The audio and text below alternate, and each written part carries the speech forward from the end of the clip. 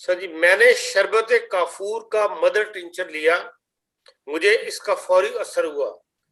इसके बाद day ions potency बनाकर गोलियां बनाई, वो खाई तो मुझे पता ही नहीं चला कि कोई दवाई खाई है।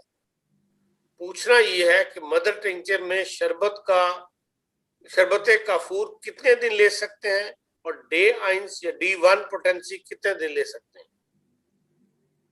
ये शरबत काफ़ूर को इस तरह बनाया है कि अगर आप इसकी पोटेंसी करते हैं और ऐसे बच्चे जो शीरखार बच्चे होते हैं या ऐसे बच्चे जो इसकी बू को पसंद नहीं करते, उसको आप पोटेंसी बना देंगे तो उनको ज़रूर फ़र्क पड़ेगा। मगर ऐसे बच्चे जिनका नाक बहता है, जिस मकसद के लिए आप शरबत काफ़ूर इस्तेमाल करना चाहते हैं,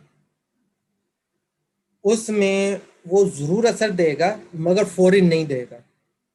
3-4 दिन के बाद नुमाया फ़र्क आ जाएगा या 5 दिन के बाद फ़र्क आ जाएगा। ऐसे बच्चे जो अगर दवाई डायरेक्ट नहीं पीना चाहते, और जो लोग इसको ले लेते हैं, वो सेकंड्स के अंदर इसका फ़र्क महसूस भी करेंगे और उनको फ़ायदा भी होगा। ये दिन में हर 2 घंटे बाद 6 दफ़ा लिया जा सकता है, और इसके ऊपर जब भी आप 10 ड्रॉप से लेकर 30 ड्रॉप्स इसका यूज़ कर सकते हैं।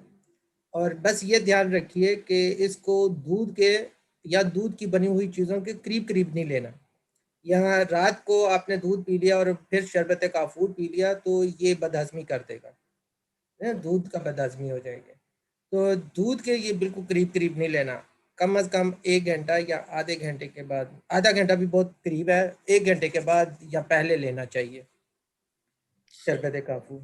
और दिन में 6 दफ़ा ले सकते हैं। अगर किसी को है फीवर है और उसको सीवियर किस्म का हुआ है, या उसका गला ख़राब है, नज़ला ज़ुकाम है, नाक बंद है, तो इसको तेज़ी से लेकर अपनी हालत को ठीक कर लें और उसके बाद इसको कम कर दें।